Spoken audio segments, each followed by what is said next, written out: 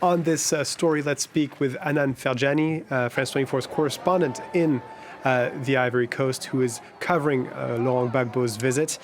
Hannane, the choice of visiting this town of Duekoue is heavy with symbolism. It really represents the strife the country went through 10 years ago.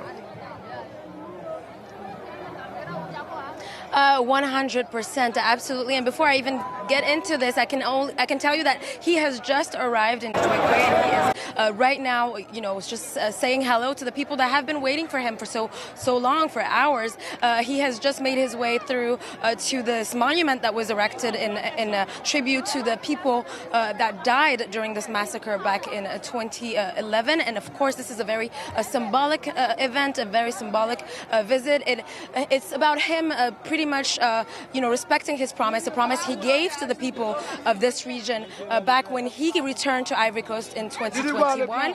And he's paying this tribute as a way to keep his promise. But there is clearly a sense that this has also a political dimension, especially because historically this region has been in his favor. When he was in power, they were mainly in his favor, and they seem to still support him today, despite what happened over 11 years ago. And of course, we will find out more about what his intentions are, because he will give a speech later today during a more official political rally, where he will, probably speak about this important city, this martyr city that represents, this difficult time difficult chapter in Ivorian history, and the simple idea that national reconciliation can happen, but has to happen through this kinds of events. And I have to probably say that people that we've spoken to have told us that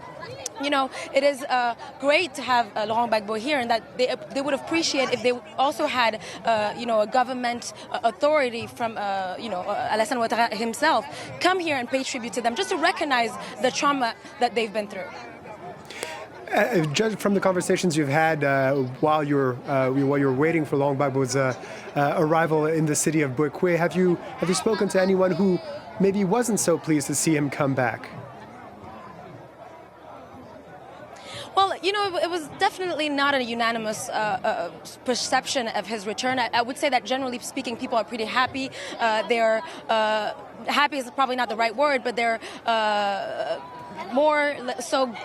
They've experienced gratitude because they want to be acknowledged. They want their experience to be acknowledged. However, we spoke to other people, widows in particular, who told us, we also know that what happened to our people here, our family members, our children, our husbands, was also due to this, tension that ensued after the election, and the fact that, in a way, Laurent Gbagbo did not back down, refused to, leave power, and he also contributed to this conflict. He contributed to the massacre, but we forgive him and we appreciate him being here. So there is a bit of, a nuance in what we're hearing here, but generally speaking, a sense that this is an important event, and that people and that political figures such as Gbagbo need to recognize what happened here 11 years ago.